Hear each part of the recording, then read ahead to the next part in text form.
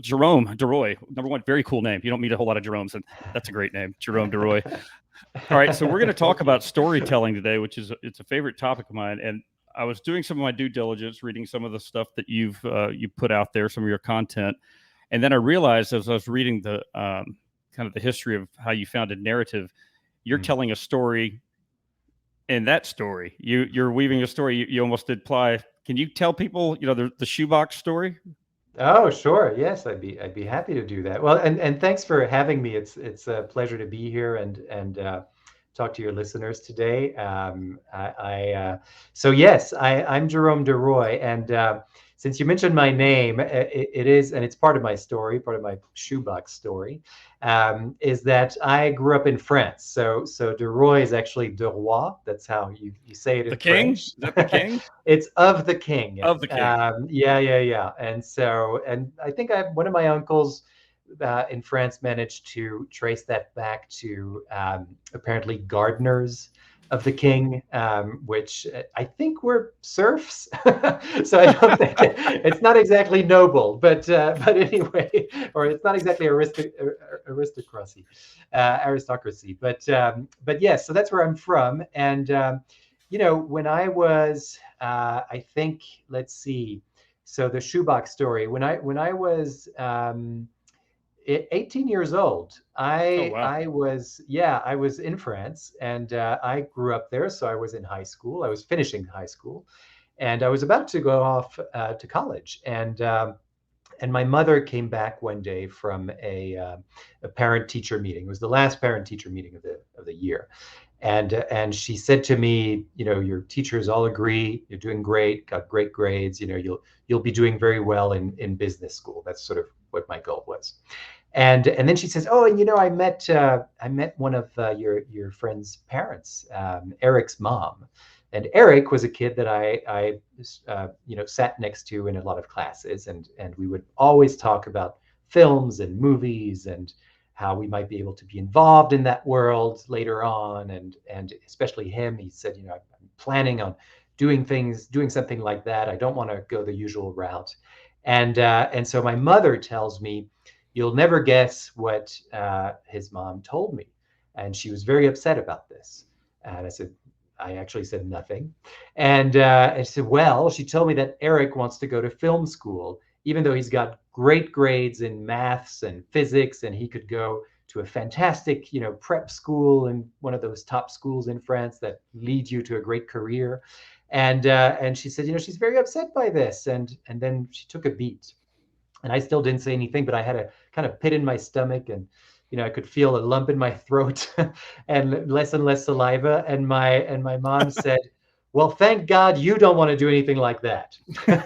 And so, fast forward a few years, I'm in a bank in Hong Kong, and I've graduated from business school, and it's a Monday morning, and I'm coming back from one of our Monday morning meetings, and I've got my coffee in my hand, and I leave my desk and I walk into my boss's office, which was a closed office, and I open the door, and I say, can I talk to you? And he said, well, we didn't have a meeting, I've got a few things going on, but okay, yeah, sit down. And I tell him, well, Lawrence, I'm here to tell you that I'd like to quit. And he said, well, you've been here for 4 years. I haven't heard a peep from you. I thought we were going to send you back to the head office in Paris. We had big plans. And what's going on? Oh, don't tell me. I know another bank is paying you more, and that's why you're leaving. And I said, no, that's not it. And then he said, oh, I know, it's got to be, a lot of people here, they go into consulting. That's what you're going to do. And I said, no, that's not what I'm going to do either. And he said, well, what are you going to do if you're not going to be a financial consultant or in banking? And I said, well, I'm not sure, but I know it's going to be meaningful and creative. And I left. And then that's how I got it. I wound up in New York, and I met one of the founders of Narrative, who at the time was a filmmaker. So Narrative actually preceded me. And he told me all about storytelling and this company. And I said, I've got a background in business. Why don't we work together on this? And that was back in 2005. It took another couple of years to get there. And then I became the CEO in 2008. And what happened in between that moment is that the founder of Narrative called me into a meeting one day, And in the middle of the table, there was nothing else but a shoebox. And in that shoebox, there were a bunch of things in no particular order.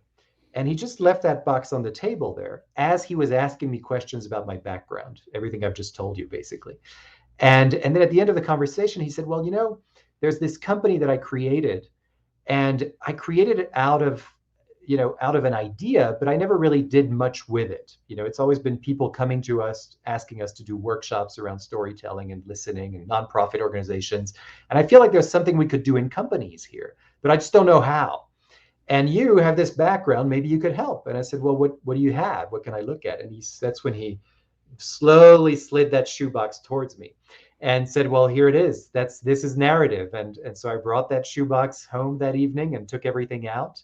And there was research about storytelling and the value of storytelling. And there were emails from companies like IBM at the time, asking about this methodology that he had created with his co-founder Paul. And then I met them again, Paul and Murray, the two co-founders of Narrative, and I presented them with a business plan. And that's what leads us to today, and us working all over the world with companies to help them find and craft the stories that they need to tell, to really not just put their best foot forward, but also raise the voices of their employees, so that everyone feels like they have a voice, and so that it's not like in my old workplace in the early 2000s, where every 6 months somebody would walk into my boss's office and tell them that they quit. And it wasn't just because someone was paying better. Most of the time, it was just because they weren't engaged. And I feel like this is a tool that helps to engage people. If you can find your story, know how to tell it, then you're much more empowered to have it, be listened to, and have it more ripple effects into the whole organization. So that's my shoebox story. Well, and what really intrigued me is, this is a side project, a kind of a passion project, the podcast. But I'm a chief people officer. I work for a company, and we're relatively young, a couple of years old. Mm, And if you were to ask me flat out, what's our story, I don't know that I could accurately answer it. mm, And I think a lot of times companies think their story is their mission statement, maybe their yeah. values, and I would disagree with that because a lot of those sound the same. But is that big picture what you're trying to do? Is make sure that everybody is swimming the same way, or everybody's rowing the boat the same way with the same story? Yeah, I mean, you've hit on 2 points here. One is yes, the simple answer is yes, exactly. We want everyone to know what the story is. And the second is that it is often confused. The values and the mission statements and the vision statement, whatever those statements are, brand attributes, all of those terms are mistaken for stories. And so a lot of our work is really to remind people of what a story is to begin with. Hmm. And a story is a series of things that happened in someone's life. That's, when you watch a great movie, when you read a great book, that's what you're doing. You're following a main character or an ensemble, and you're concerned about what's going to happen next. And so that's how we treat this. And so we look at those statements, those values, those mission statements, and we see how can we bring this to life? What are the people, who are the people who have the stories that can bring these values to life, so that that's the other point you raised, they don't sound like everyone else, right? I mean, we worked with a client where one of their values was we listen to our clients.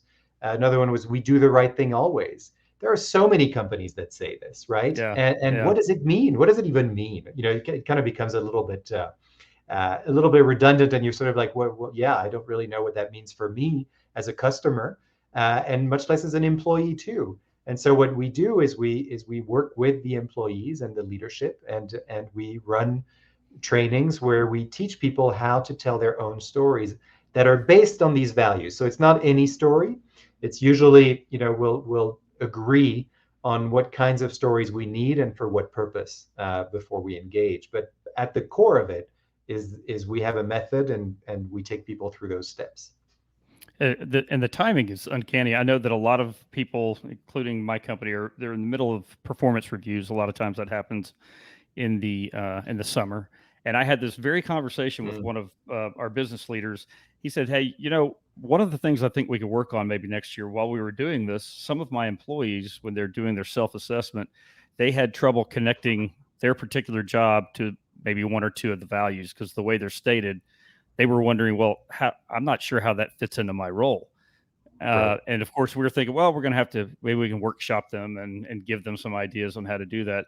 But I think what it really is maybe they don't appreciate the overall story. And so they haven't been able to make that connection with, everybody. You want everybody in the company to feel like they've got a piece of it, whatever it is. And that's the storytelling, I think, is a fascinating concept in that it takes it out of it's not tactical anymore. It's, Right. you're going to the heart. Right. Yeah. Yeah. And it is strategic, right? You're sort of thinking about, what's my priority right now? I mean, a lot of people we're talking to, and we're certainly seeing this in the news, recruiting people, retaining people. These are issues that, I mean, even pre-pandemic, we were talking about that, and now it's taken on a whole other uh, kind of, life. And so, and we have to adapt to what's going on. And a large part of this is making employees feel like they're taken care of and like we care about their voice. And when you start to empower them with this kind of with these kinds of tools where they learn to actually tell their story of the organization, not just repeat Hmm. the script from the marketing brochure or the sales pitch or whatever it might be, depending on your position. But it's really your story of what you do and who you are within this structure, so that you have the feeling that you're being heard and your voice matters and your story matters. A quick example of that is one company we worked with where I'll always remember because I ended up going to I'm from New York City, and I ended up going to Visalia, California, which I'd never heard of. And the company that we were working for had these call centers, and one of them was in Visalia, California. And so I took a plane, took a car, and it took a while to get there. And then I got there, and I realized that this town, which was, I forget how many people, but it was a small town. This company took up at least, I don't know, 10 blocks of the entire, it felt like the entire town was this company. And we went in there, and there were, thousands of employees there, and call centers, phones ringing everywhere. And one of the groups that we worked with, we were there so that they could bring those values to life. And it was an employee engagement initiative. And so we had these kind of attributes that people had heard of, but it wasn't really landing. And so our job was to help people tell stories that could bring these to life. And our one guy, whose name was Jose, he told this great story about receiving a call one day, and there was this woman on the phone, and she was quite upset, and she said, my husband is crazy.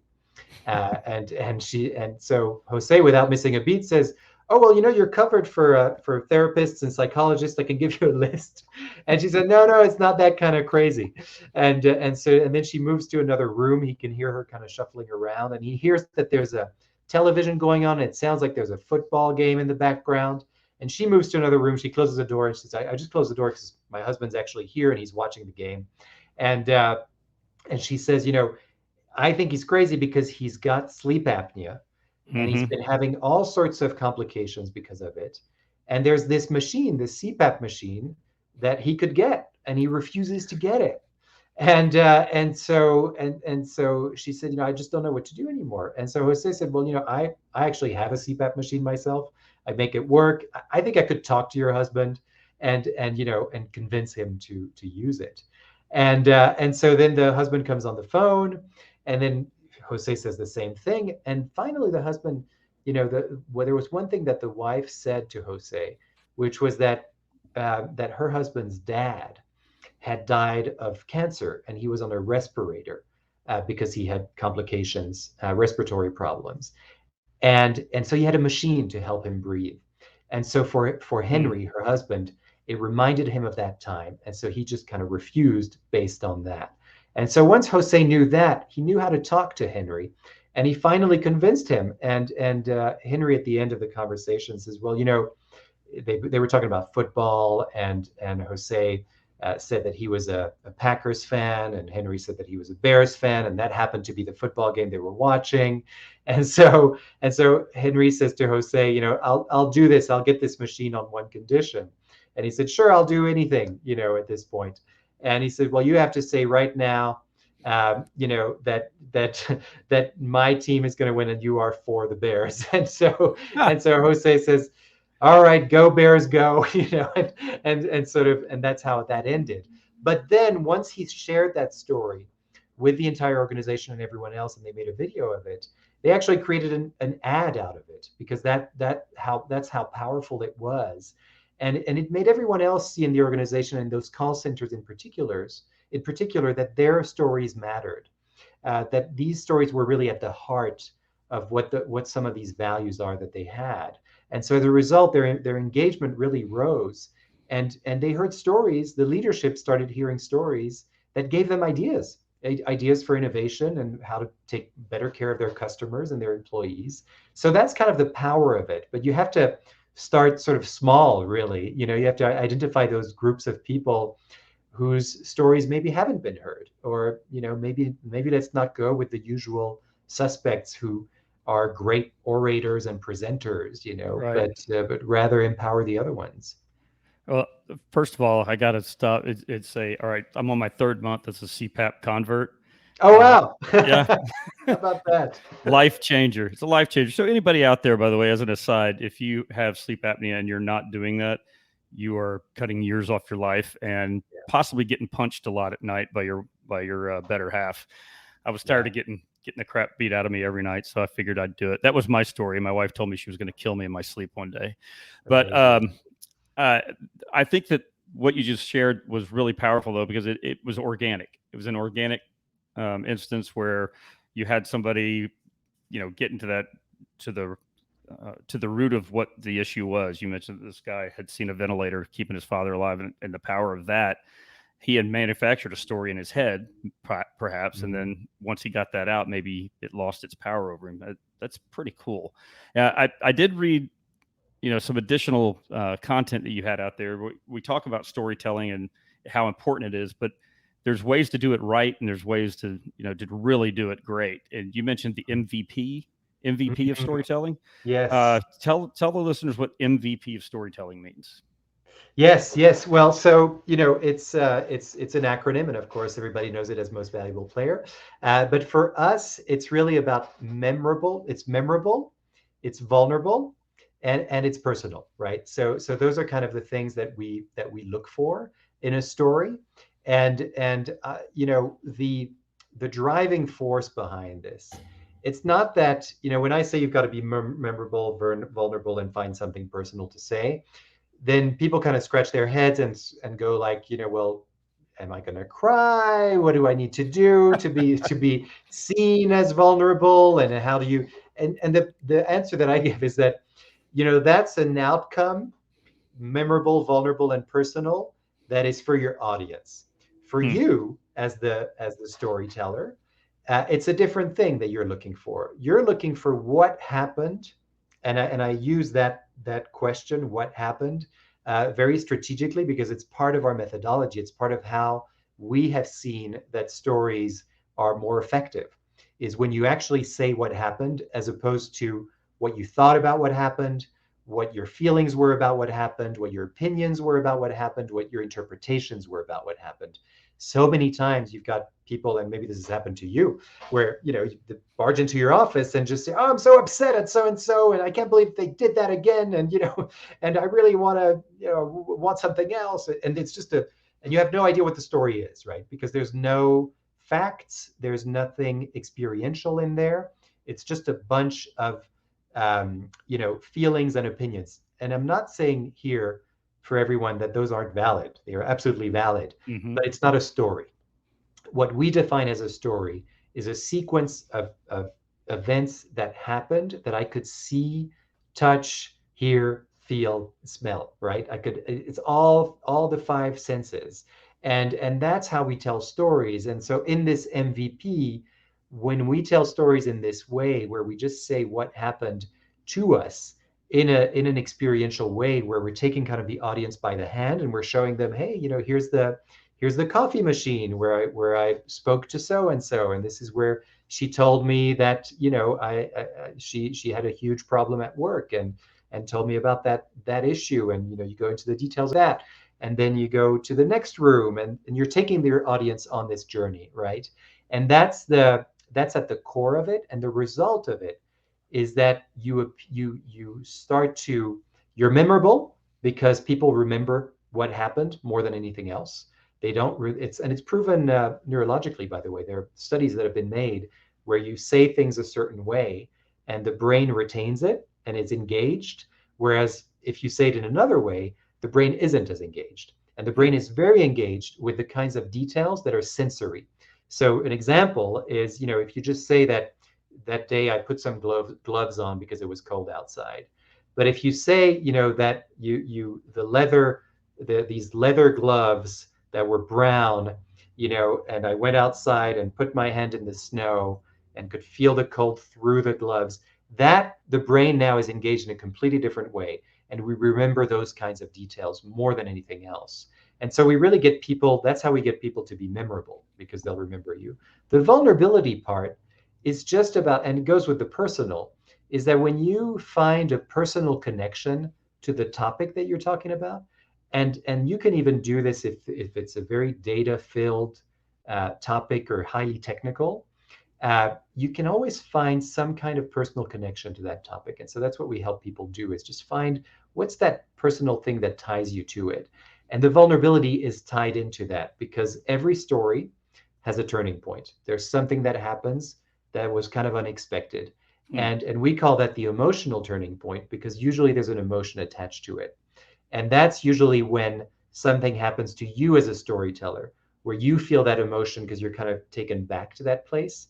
And it's not about crying on stage or in front of everybody, or having some big drama, but your audience feels that emotion too, as a result of you telling them what happened to you. And then that's where the vulnerability is. Now, is there with that vulnerability, and I know I still want you to talk about the personal piece as well, but I was just thinking, I've got a few stories, and I have two sons. I think a lot of times you'll share stories about things that Yeah. have happened to you, and it's whenever they're more self-effacing, when it's like, hey, look, this is how ridiculous I was at one point. I did this, but this is what it taught me. This is how I learned from it. We're kind of a product. Those are the ones that they tend to remember because they think it's funny that you let Mhm. your guard down and you're, like you said, you're being vulnerable. Yeah. I'm not a crier, but I'm not above letting everybody laugh at some of this ridiculous stuff I've done, and I think that might be my way of being vulnerable. But I think that's really a neat way to connect with your audience too, the way you describe making it vivid. Because I'm thinking of some of the stories that I've told, and man, I should have added some detail. They might have had a little bit more stickiness to them, but that's a really neat way to think about it. So we have the M and the V, and then the personal. It needs to be a legitimate story that happened to you, obviously, but Yeah, and that's often sometimes, what I'll hear is, well, I'm talking about a topic that didn't happen to me personally, or I have no direct experience. And I always challenge that and push people, because there's always some underlying value or underlying theme that the topic stands for. And I forget what it is, the exact number, but there's this saying that there's only about 7 stories in the world, and that I've uh, ever been told, because they're always kind of about these same topics. And one of them is love, one of them is death, one of all these things that are very human. And I think it's true even in business. We can tap into that. And there's a reason that the values that companies have often kind of look like each other, or sound the same, is because ultimately, there's a universality to that, right? There's being a human is universal. We're all human beings. It's just that we have very unique experiences. And so the reason that I sort of challenge people when they say, well, I don't have a direct experience of this particular thing, is we look at, well, what's that underlying theme or value that resonates with you? And that's when they'll do something like what you just said. Oh, well, I do have two kids, and that thing happened to them, and that represents the same theme as this topic. And it'll feel sort of left field, but when you try it out and you tie it in for your audience, that's what the audience remembers. Like, I'll never forget, one person said, she had this big presentation, and she was pretty nervous about it, and had to talk about the evolution of her organization, which she had really taken in 10 years from an idea to a thriving one. And she came up with this analogy of her son learning how to swim, and how he had some issues, some motor skill issues, and so he was almost kicked off of the team because of it. But he loved it so much because of the camaraderie, and he was like 8 years old. But he loved going there and meeting everyone and made friends. And so it was kind of heartbreaking that maybe he would have to leave the team because he wasn't good enough. Mm-hmm. But then he kept practicing outside of the team hours, and he just kept at it. And then one day she went back to the swim meet, and he was one of, he was in the top three swimmers of that day. And so he stayed on. And she had compared that to the evolution of her organization as one where they had to kind of swim upstream for a while. And a Hmm. lot of people didn't think that they were going to make it. And so she talked about those naysayers who eventually turned around and said, well, no, you did a good job and now you're here. So that's where we wouldn't have found that, if there wasn't that sort of willingness to look at what are we trying to talk about here. And when she came up with that idea of like, well, it's kind of like we've been swimming upstream. And I said, well, is there anything in your life that reminds you of that? She said, well, yeah, my son. And so that's where, we have these at our fingertips. And it's just a question of like giving yourself permission to go there. Because when she came back a year after that presentation to the same event, people were talking to her about her son. And they were like, oh, I remember you from that. Yes, you've got a great organization. It's doing great, fantastic. But that's what I remember. And those are the kinds of things that she had opportunities because of that. Well, and you mentioned in one article, I'm trying to think which one it was, but about how you really do need to dedicate time and space to Yeah. creating your stories. I mean, it's a process that you really have to dedicate some time to. It is, and yes, and that's a term that we use a lot. That term, creating a dedicated time and space. And we're very literal because we want everything to be exactly as it is. So you have to say it exactly as it is. So we haven't come up with a fancier name than that, but everyone can understand that, right? But there are sort of a set of guidelines for us, and it all starts with listening.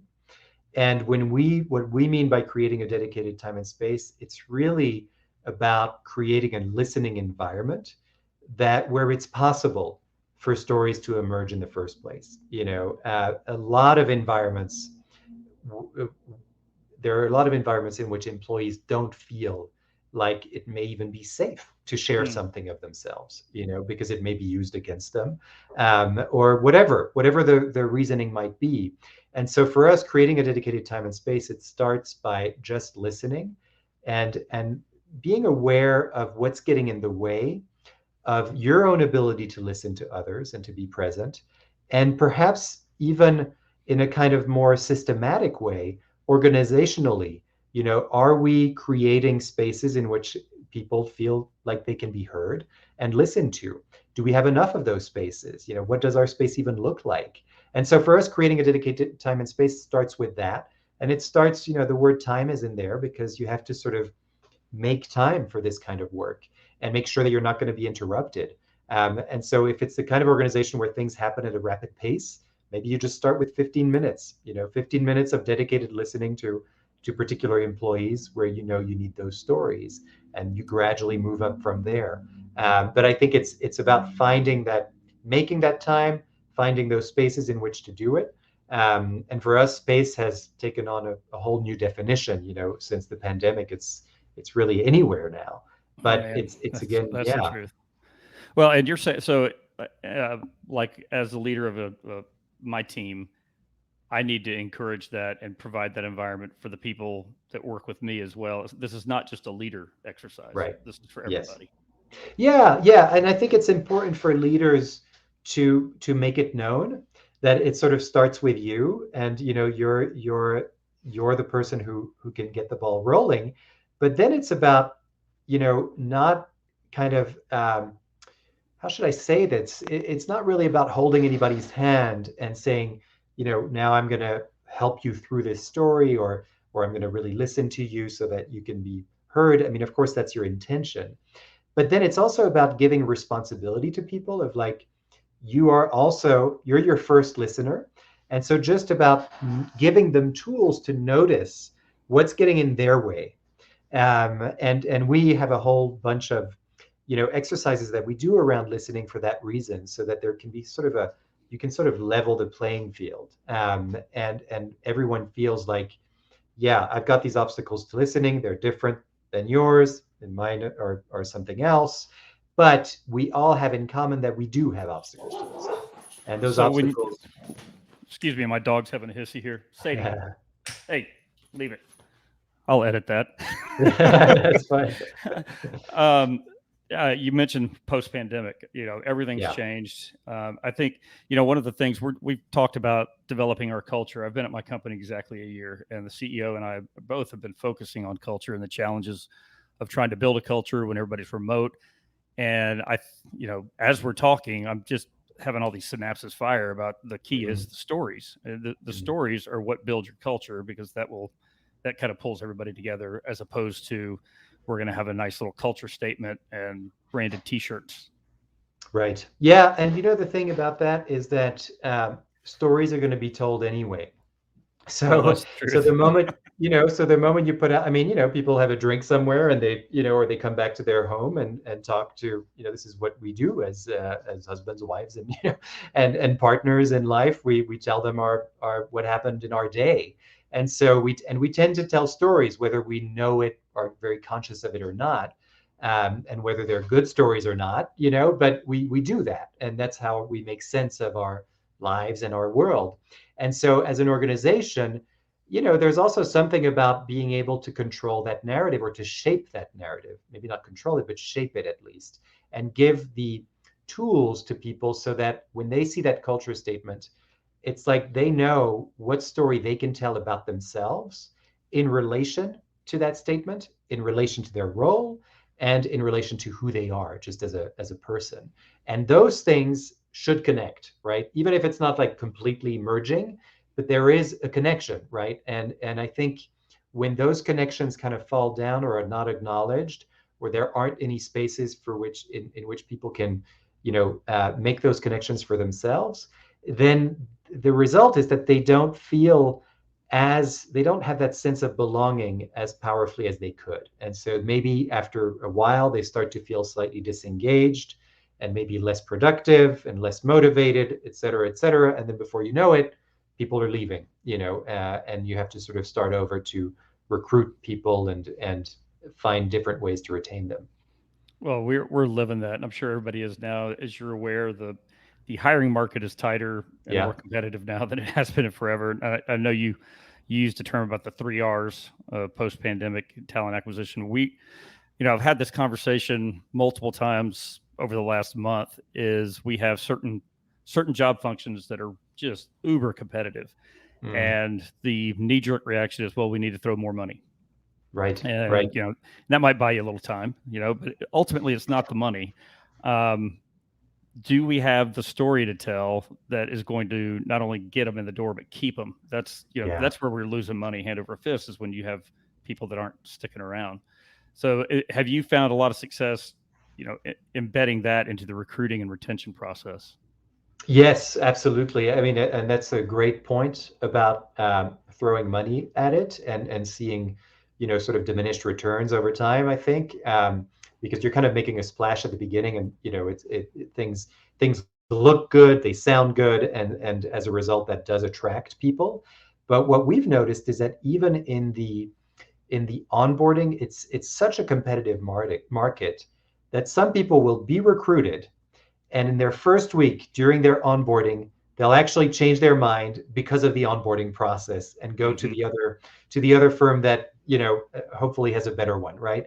And that's how much choice people have right now, which is kind of great for workers, but it's a real challenge for employers and companies. And I think that this idea, and we've been pretty successful at creating, generating stories that are from people in the organization already, telling these applicants and whoever's coming to the website what it's like to be there, and how people are embodying the values, and culture statement is one of them, the vision statement, the mission statements of the organization. That's kind of where we found some success, is looking specifically at those statements that you might see in a job description as an applicant, and seeing who are the people who've been in those shoes, Mm. who are the people who've been in those positions, and if it's a new position, who are the people who can really motivate and inspire others to come in, not just through some great statements that are already in the job description, but through very specific stories that bring that to life and embody it. And because that's different, that's unique. Now people are remember the story of Joe, who went through that same job, and now has moved on, by the way, to a more senior position. And that now you're giving all sorts of different messages. You're giving them a sense of what it might be like later on, and also what it's like right now. So I think these have proven to be very effective tactics to get people into the door, and keep them there. Of course, it all falls down if there isn't that follow through, during the onboarding process, and even after, where there are chances for people to listen to and tell stories that are meaningful when it comes to culture and the values that you live by. Well, in onboarding now, I'm thinking yeah, that maybe it's just a more recent trend, but we're seeing more and more that the time between offer and start date, it's not traditional 2 weeks anymore. It just seems to be more extended. People are giving more notice, or in some instances in the healthcare industry, there's a longer process because they have to give due notice for patient conversion and things like that. But you have that long gap of time where you've really put the heat on people. You want them, you're pursuing them, then you get them, and people go silent until Mm. until they're maybe a week before they're going to start, and you send them some paperwork to fill out. And Right. that's not an onboarding process. That that Mm. feels, that's when people start getting cold feet, I think, is when Right. they get that buyer's remorse. They've made a decision, and then, wow, you don't seem to love me as much as you did when I didn't accept the Yeah. offer. Yeah, Right. that's tough. The onboarding experience better be pretty similar to the recruiting experience for people. Mm. Yeah, I think that's a really good point. And, sort of looking at it as a holistic process, and, really as the employee experience as a whole. What's the experience we want to give them when they're being recruited? What's the experience we want to give them when they're onboarded? And what's their experience when they're here, among us? And that's become increasingly important. You can't really do away with that stuff anymore, because we don't. A lot of us don't have the luxury of being in an office space together. Mm, And I've been hearing, about the silver lining of something like that, where now we can recruit, in different parts of the country where we may not have. We have a larger talent pool, et cetera. But certainly the downside is that we're losing a lot of these informal conversations that yep. happen. And, I know for me, I would have never gone to Hong Kong to work in a prestigious bank when I was fresh out of just 6 months out of business school, if I had not spoken to someone at the water cooler where I was doing an internship, Mm, because she had been in the company forever, and we always had a coffee at the, near the where the coffee break was, and that's where we met, and we'd always meet there regularly. And then she told me about all these opportunities, and that's how I found out, and that sort of launched my career that way. I would have never had that experience. So how do you create that in a remote world? How do you find that out? And it's really similarly, it comes back to the idea of creating these spaces, where it's not just there has to be room for some informal conversations, and you have to be able to meet people that perhaps are not directly in your team or directly involved in your role, but still create those opportunities. so if a company or an individual is listening and they're like, this sounds like something I need to explore, how do you engage with companies? What different things do you do with various companies? Well, it's, at the core of it, it's a training.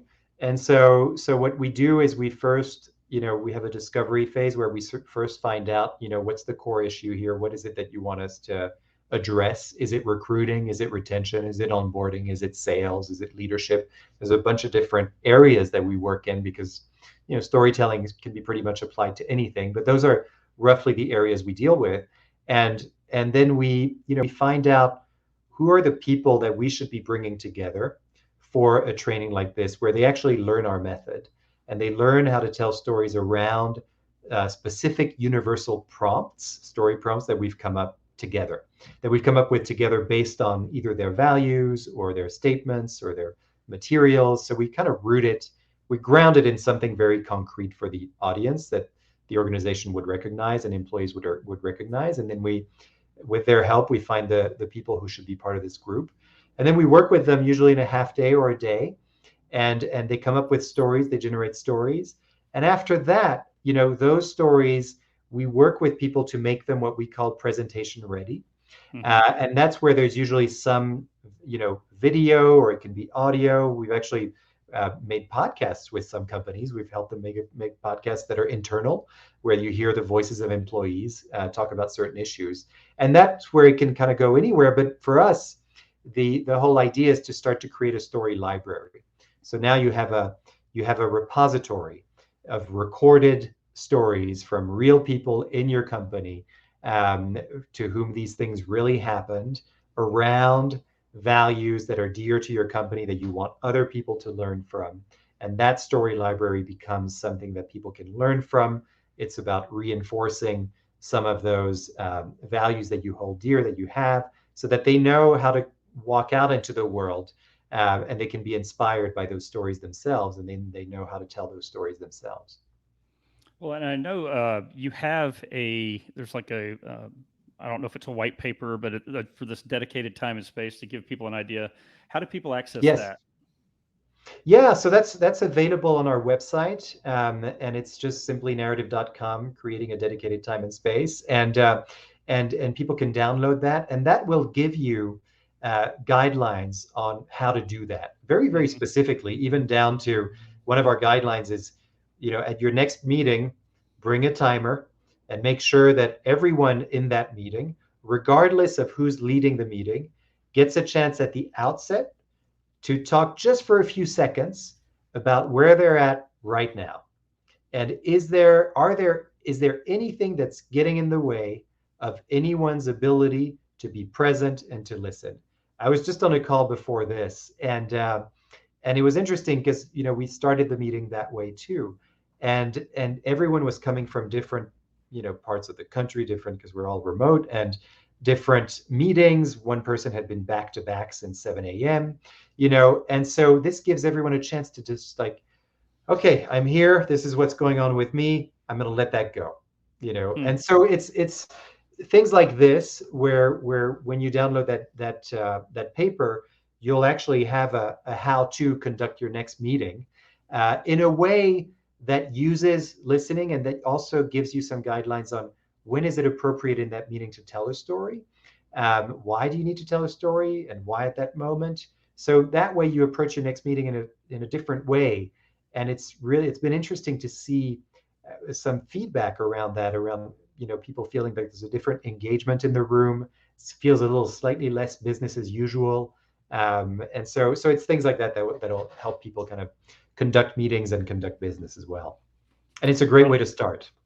it is. It's a good way to remind everybody to be present for that, Yeah. and also it's a good way to, I don't. I know that sometimes people come in there, they've just had a rotten meeting or they've just had something Yeah. happen, and they're just going to try to bluff their way through the meeting. But it's kind of good to level set if you're coming in there. Hey, look, I've had a rotten morning. I'm here, but just realize I'm dealing with some things. I think Yes, that exactly.